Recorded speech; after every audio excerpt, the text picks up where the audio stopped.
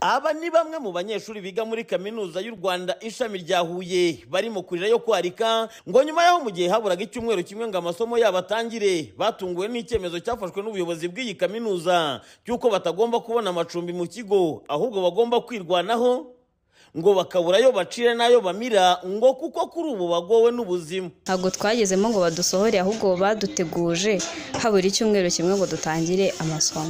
Ni ukuvuga ngo bitewe n'uko bateganyaga ko hazaza abanyeshuri basoje segonderi imyaka 2 ikurikirana, impamvu abana bo mu wa mbere babaye ikibazo nuko bateganyaga ko hazaza abana benshi, urumva abana b'imyaka 2 ni benshi. Hanyuma rero ntago bari guhitamo ko abana bo mu wa mbere bajya kwicumbikira kandi hari abasanzwe bamenyereye hanze bagombaga kugira kwicumbikira. Yego byaradutunguye, hanyuma ingaruka byagize hari kuba dusigaye dukora urugendo runini ugereranyije n'ubwo twakoraga tujya ku ishuri. Ikindi gihe imvura yaguye hari igihe bibangamira amasomo, hanyuma ku bantu wenda bari bafite ubushobozi budahagije cyangwa se bukeya no kujya gutangira ubuzima bwo kwicumbikira byaragoye cyane. Byabaye ngombwa ko abari basanzwe badusohora kugira ngo bazabone uko bacumbikira abashyashya bazaza. Habura nk'icyumweru kimwe ngo tuze ku ishuri, nibwo twagiye kubona toni inkuru y'incanga mugongo, tubona itangazo rivuga ko nta muntu n'umwe uzemererwa kuba muri hosteli. Ikigo cyose ko nta muntu uzemererwa kuba muri hosteli keretse umwana wiga mu wa mbere. No kuvuga ngo abantu bose baga muri hosteli kuva ku bigaga mu wa mbere nyine uwo mwaka ubwo bari bagiye mu wa 2, abo mu wa 3, mu wa 4 ko nta muntu we uzemererwa kuba muri hosteli. So rero kutwirukana muri hosteli kandi n'abari basanzwe baba hanze nabo inzu babaga bazibona barushye ntazihari bakatwohereza ntaho bazi zubatswe, ni ibintu nyine byari bigoye cyane. Ndetse ni n'ibintu abacuruzi na ba nyiramazu bahise bahindura opportunity, baragenda batwigirizaho nkana. Ugasanga nk'inzu twakodeshaga 20,000 bayigize 35. Ugasanga nimba ikiro cy'umuceri cyaguraga 2, ugasanga sajyaho 200. Ukibaza kuba abanyeshuri basohoye nibyo bitumye nabo bazita bazamura ibiciro kandi imisoro batayurije. Ngiki cyemezo cyafashwe n'iyi kaminuza cyatumye n'abafite amazu ndetse n'abacuruzi babifatira ku gakanu, ibyo bavuga ko bakagombye gukorerwa ubuvugizi yaba ba nyiramazu ndetse n'abacuruzi ngo ntibabafatirane n'ibibazo. Bumvishe yuko amazu yabo n'ubundi nutayabaha ntari buze kubura umuntu uyamuha bitewe n'iki nyine amazu yabuze. Nk'uyu munsi hari abanyeshuri benshi baza ku ishuri bateze, ese nk'ayo mafaranga azava he? Bitewe n'iki inzu zarabuze hafi y'ikigo, bajya gutura iyo za kure za Ngoma, abandi bagisahera. Rizuba ahubwo ntabwo nzi ko tuzakurikira kuko gukora urugendo rw'amasaha 3 n'umwana wa primaire atagikora urwo rugendo ni ibintu bikomeye cyane muri iyi minsi.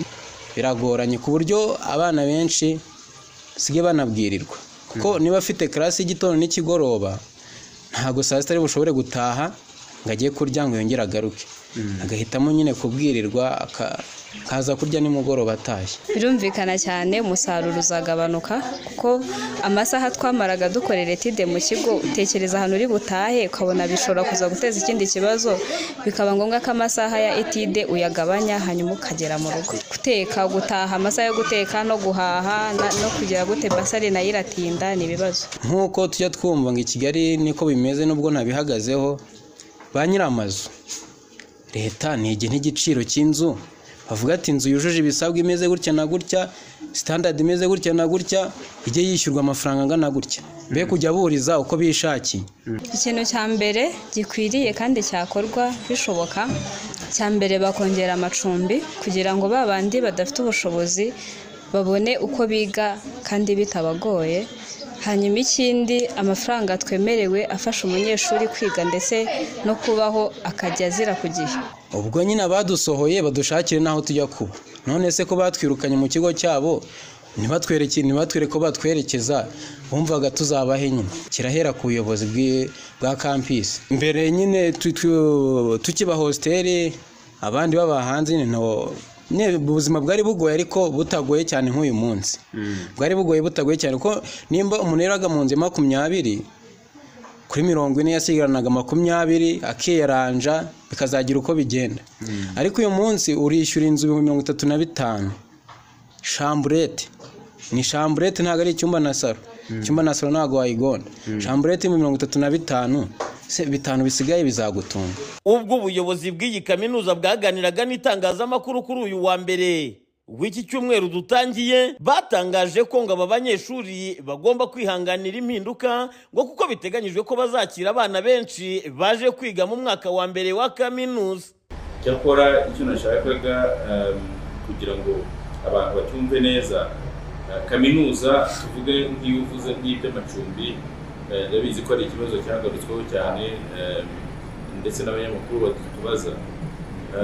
Ntabwo n'ubundi kaminuza n'amacumbi abanyeshuri bose kubera ko tudafite ahagije, n'ubundi niko tuzabigenza, ariko hari yose ubu ngubu abanyeshuri bashya nibo bazajyamo. Iyi kaminuza y'u Rwanda ishami rya Huye yigwamo n'abasaga ibihumbi 10 mu mashami atandukanye, aho abasaga ibihumbi 7 bivuze 30% by'abiga muri iki kigo bose biga bicumbikiye ibizwi nko kwirwanaho. Uyu mwaka biteganyijwe ko ikijyanye n'ubwiyongere bw'aba banyeshuri baziyongera ku kigero cya 40%, ibyo yaba abanyeshuri ndetse n'abaturage bavuga ko ari umusaraba batengatiye hatagize igikorwa ku ruhande rw'ubuyobozi bwite bwa leta ndetse n'ubuyobozi bw'iyi kaminuza.